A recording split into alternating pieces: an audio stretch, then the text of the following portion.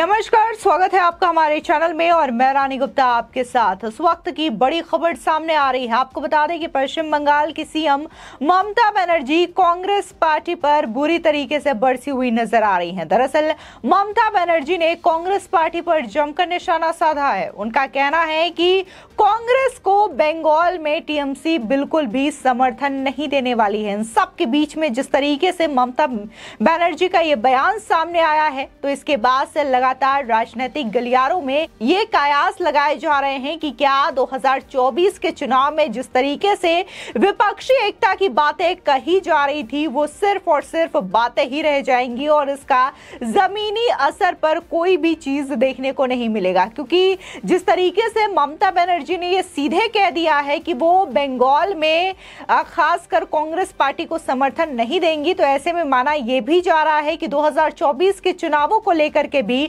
शायद ममता बनर्जी ये बात दोहरा सकती हैं। आपको बता दें, दरअसल पश्चिम बंगाल पंचायत चुनाव के दौरान हुई झड़पों को लेकर के विपक्ष के आरोपों के बीच पश्चिम बंगाल की सीएम और टीएमसी के अध्यक्ष ममता बनर्जी ने अहम बयान दिया है।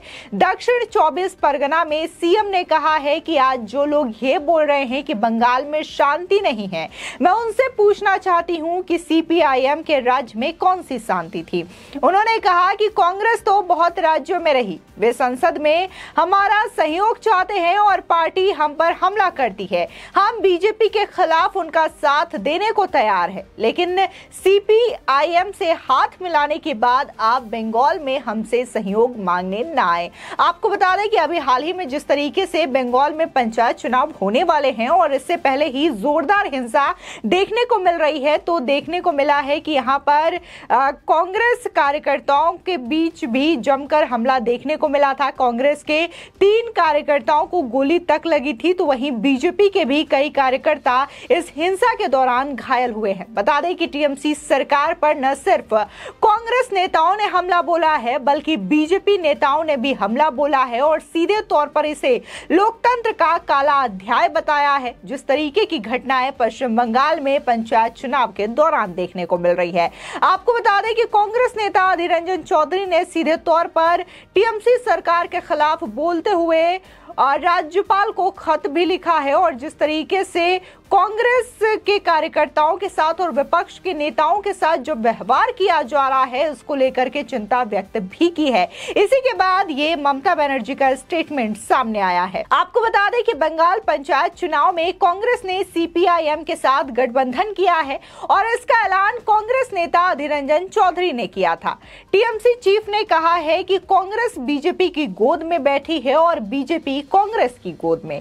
ममता बनर्जी ने कहा कि बंगाल में बीजेपी के साथ गठबंधन करने पर कांग्रेस को हमसे राष्ट्रीय स्तर पर समर्थन की उम्मीद नहीं करनी चाहिए।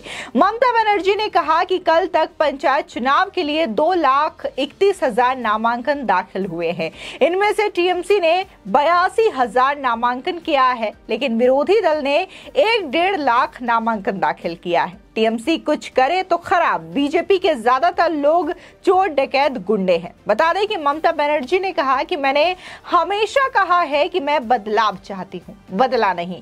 वे आज कह रहे हैं कि वे हमें रोकेंगे। अगर आप हमें डंडे से रोक रहे हैं तो मैं विरोध करने के लिए अपने झंडे का इस्तेमाल करूंगी। उन्होंने कहा कि मैं जब तक रहूंगी तब तक कभी भेदभाव नहीं करूंगी। इस पंचायत चुनाव के दौरान मैं ऐलान करती हूं कि 2024 में हम नरेंद्र मोदी को उनकी कुर्सी से हटा देंगे।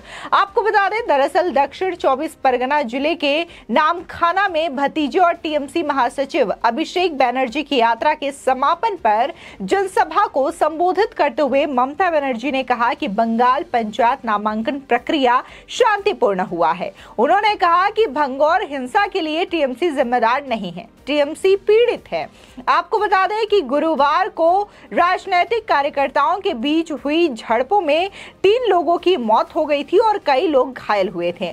हाल ही में दक्षिण 24 परगना जिले के भंगौर में इंडियन सेकुलर फ्रंट यानी कि आईएसएफ और सत्तारूढ़ टीएमसी के कार्यकर्ताओं के बीच ये झड़प देखने को मिली थी। आपको बता दें कि इस पूरे मामले को लेकर के लगातार ममता सरकार पर आरोप लगते रहे हैं कि किस कदर जब जब पश्चिम बंगाल में चुनाव के मौसम आते हैं तब तक ये हिंसा देखने को मिलती है, चाहे फिर वो विधानसभा चुनाव हो, पंचायत चुनाव हो या फिर वार्ड चुनाव हो। इस तरीके की हिंसा लगातार बंगाल में देखने को मिलती है। आपको बता दें कि अभी हाल ही में जो नगर निगम के चुनाव हुए थे उसमें भी कांग्रेस के साथ साथ बीजेपी को जीत मिली थी और शायद इसकी बौखलाहट टीएमसी को है, जिसकी वजह से जो पहले कांग्रेस ने ऐलान किया है कि पंचायत चुनाव में वो सीपीआईएम के साथ लड़ेगी, तो इस ऐलान को भी लेकर के ममता सरकार की बौखलाहट जाहिर हो रही है, जिसकी वजह से उन्होंने इस तरीके का बयान दिया है और उनका कहना है कि अगर कांग्रेस जो है वो सीपीआईएम के साथ गठबंधन करती है तो राष्ट्रीय स्तर पर वो हमसे समर्थन की उम्मीद छोड़ दे। यानी कि यहाँ पर जो गठबंधन की बातें कही जा रही थी 2024 चुनावों को लेकर के, वो सीधे तौर पर बिखरती हुई नजर आ रही है। आपको बता दें कि इस पूरे मामले को लेकर के कांग्रेस सांसद अधीर रंजन चौधरी ने राज्यपाल सीवी आनंद बोस को चिट्ठी लिखी थी, जिसमें यह कहा गया था कि मौजूदा समय में बंगाल में जंगल राज चल रहा है। गुंडे बदमाश कानून व्यवस्था को ठेंगा दिखा रहे हैं, जिसमें सत्तासीन पार्टी के कार्यकर्ता विपक्षी कार्यकर्ताओं का शैतानों की तरह शिकार कर रहे हैं। गोली चलाने वाले को सरकार और राज्य के प्रशासन का संरक्षण प्राप्त है।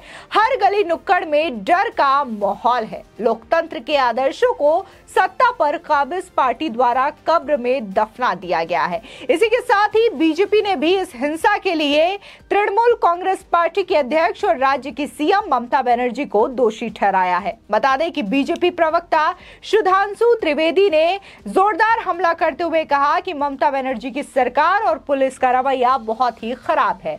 बीजेपी प्रवक्ता ने कहा कि पश्चिम बंगाल के पंचायत चुनावों में जिस प्रकार से दृश्य दिखाई दे रहे हैं, हिंसा का जो तांडव दिखाई पड़ रहा है, ये कष्टकारक है। इससे भी अधिक दुखद है कि वहां की सरकार की असंवेदनशीलता। हमारे कार्यकर्ताओं पर प्राण घातक हमले हो रहे हैं ताकि वो वोट ना कर पाए।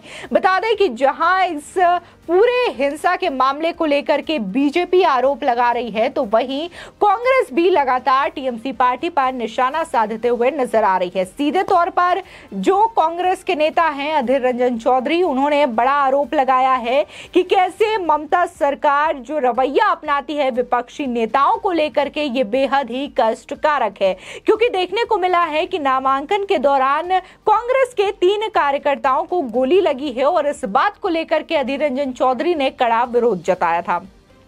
इससे पहले ही कांग्रेस पार्टी के नेता अधीर रंजन चौधरी ने यह ऐलान कर दिया था कि वो पंचायत का चुनाव सीपीआईएम के साथ लड़ने वाले हैं।